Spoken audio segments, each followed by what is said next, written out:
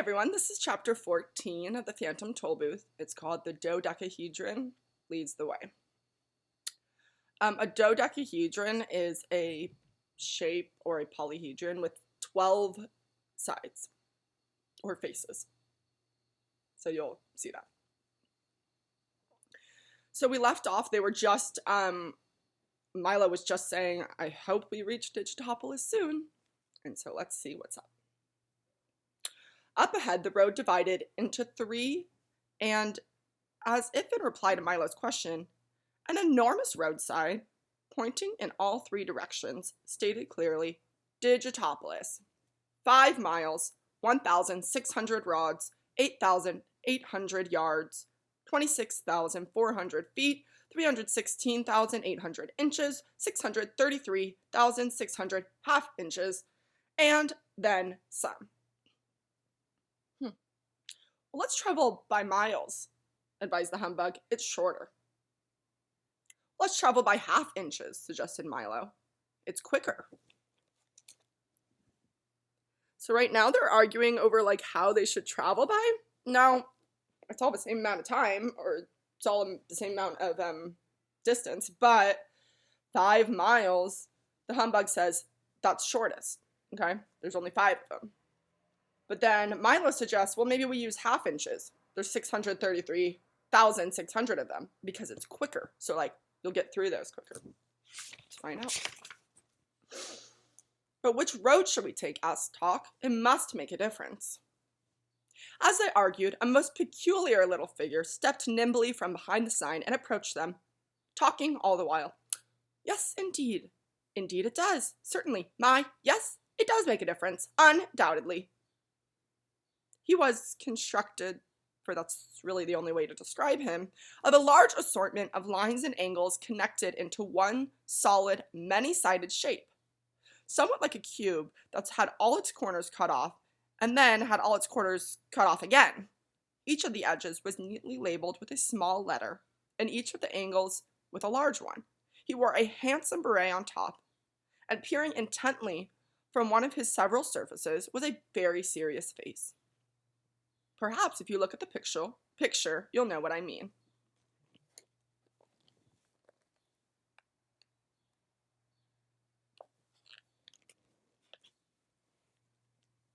When he reached the car, the figure doffed his cap and recited in a loud, clear voice, My angles are many, my sides are not few. I'm the dodecahedron. Who are you? What is a dodecahedron? Inquired Milo, who was barely able to pronounce the strange word. See for yourself, he said, turning around slowly. A dodecahedron is a mathematical shape with 12 faces. Just as he said it, 11 other faces appeared. One on each surface, and each one wore a different expression. I'm usually one at a time, he confided, as all but the smiling one disappeared again. It saves wear and tear. What are you called? Milo, said Milo. Well, that's an odd name, he said, changing his smiling face for a frowning one. And you only have one face? Is that bad? Asked Milo, making sure it was still there. You'll soon wear it out for you. You'll soon wear it out using it for everything, replied the dodecahedron. Now I have one for smiling, one for laughing, one for crying, one for frowning, one for thinking, one for pointing, and 6 more besides. Is everyone with one face called a Milo? Oh no, Milo replied. Some are called Henry, or George, or Robert, or John, or lots of other things. How terribly confusing, he cried. Everything here is called exactly what it is. The triangles are called triangles. The circles are called circles. And even the same numbers have the same name. Why, can you imagine what would happen if we named all the 2s Henry, or George, or Robert, or John, or lots of other things?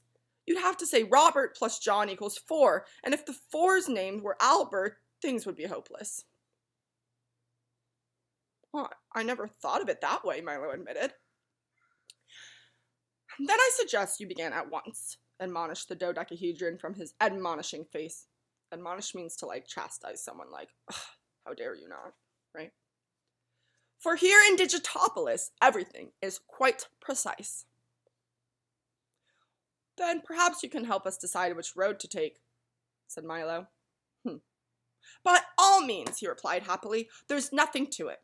If a small car carrying 3 people at 30 miles an hour for 10 minutes along a road 5 miles long at 11:35 in the morning starts at the same time as 3 people who have been traveling in a little automobile at 20 miles per hour for 15 minutes on another road exactly twice as long as 1/2 the distance of the other, while a dog, a bug, and a boy travel an equal distance in the same time the same distance in an equal time along a third road in mid-October, then which one arrives first and which is the best way to go?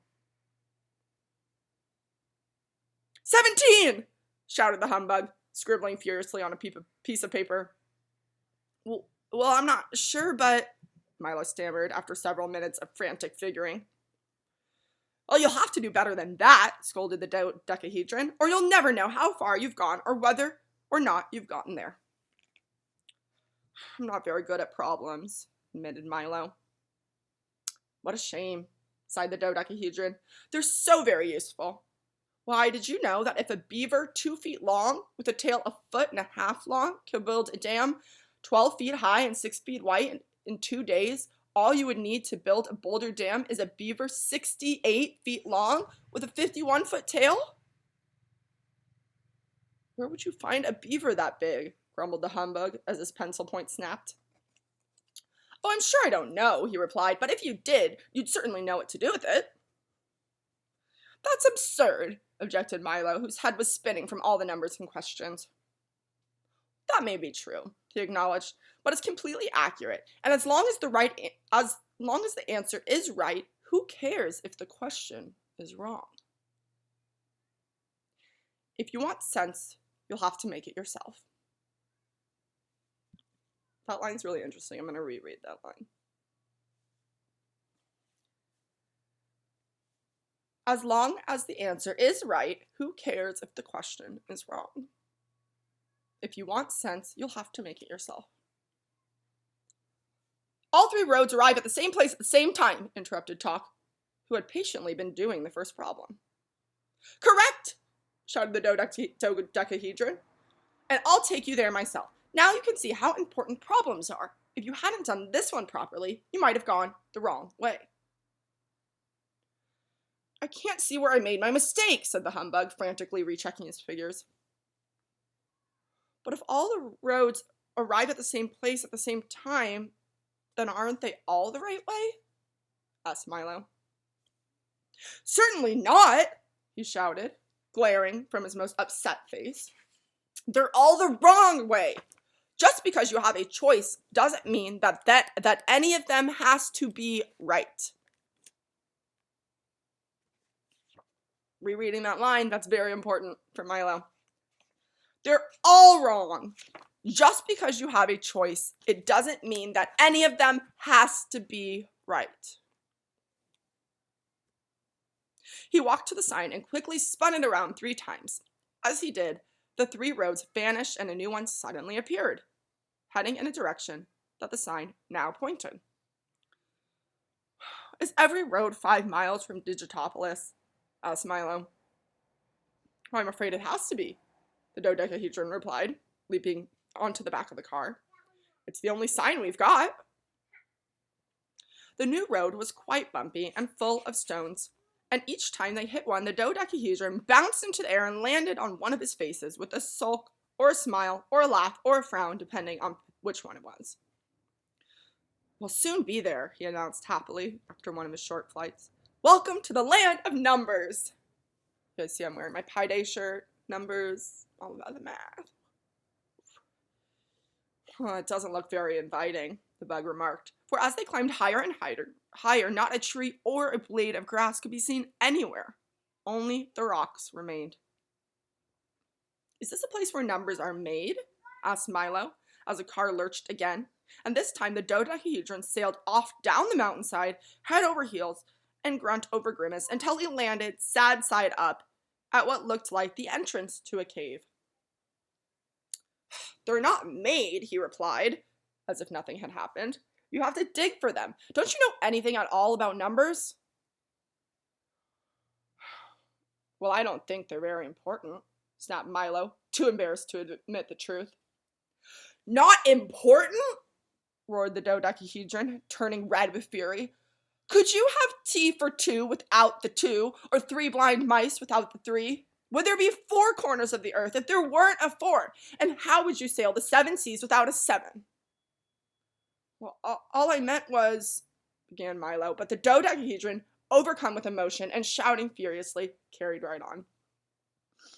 "If you had high hopes, how would you know how high they were? And did you know that narrow escapes come in all different widths?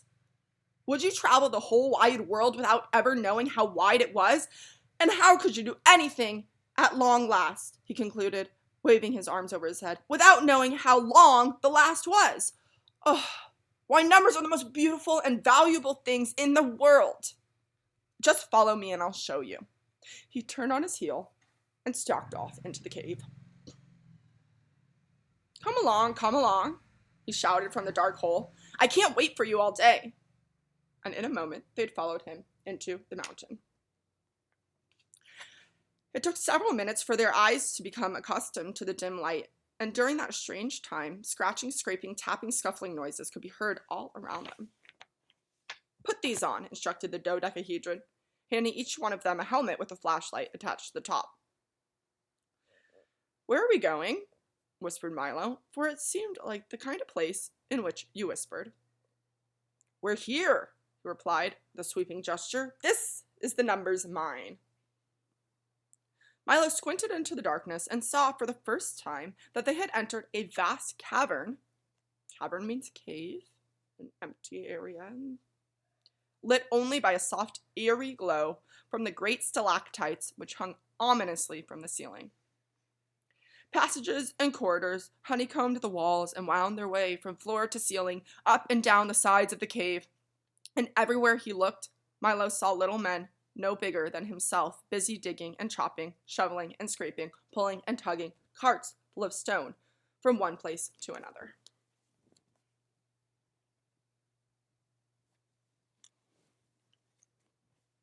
"Right this way," instructed the dodecahedron, "and watch where you step." As he spoke, his voice echoed and re-echoed and echoed again, mixing its sounds with the buzz of activity all around them.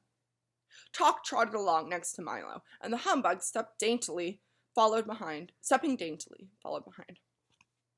"Whose mine is it?" asked Milo, stepping around two of the loaded wagons. "By the 4,827,659 hairs on my head, it's mine, of course," bellowed a voice from across the cavern, and striding toward them came a figure who could only have been the math magician.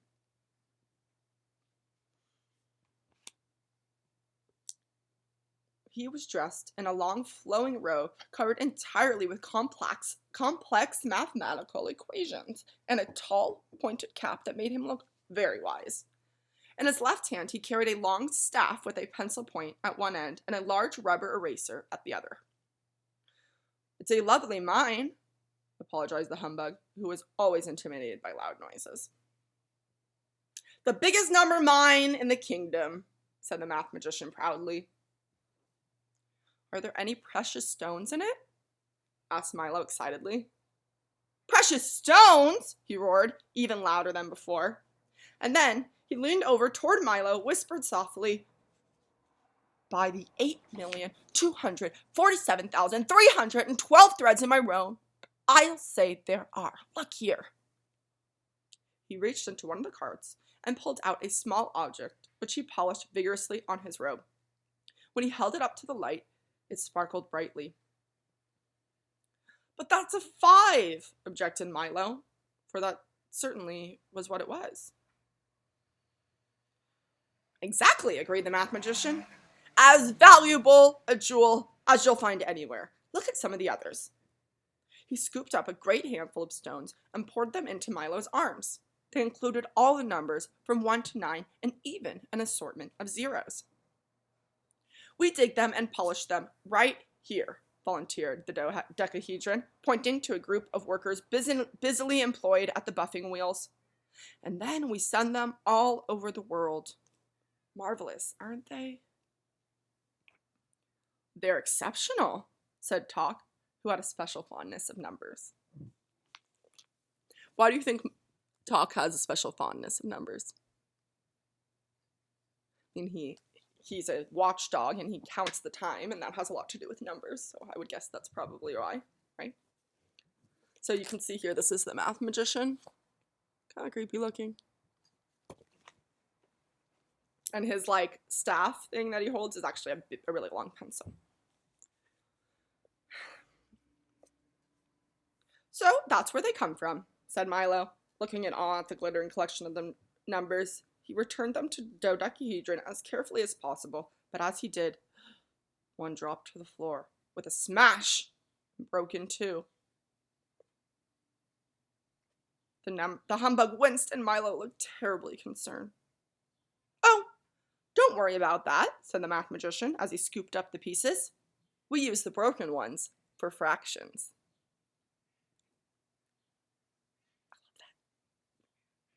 Haven't you any diamonds or emeralds or rubies? Asked the bug irritably, for he was quite disappointed in what he had seen so far. Here's another image of our math magician. Yes, indeed, the math magician replied, leading them to the rear of the cave. Right this way. There, piled into enormous mounds that reached almost to the ceiling, were not only diamonds and emeralds and rubies, but also sapphires, amethysts, topazes, moonstones, and garnets. It was one of the most amazing mass of wealth that any of them had ever seen. They're such a terrible nuisance, sighed the math magician, and no one can think of what to do with them, so we just keep digging them up and throwing them out. Now, he said, taking a silver whistle from his pocket and blowing it loudly, let's have some lunch. And for the first time in his life, the astonished bug couldn't think of anything to say.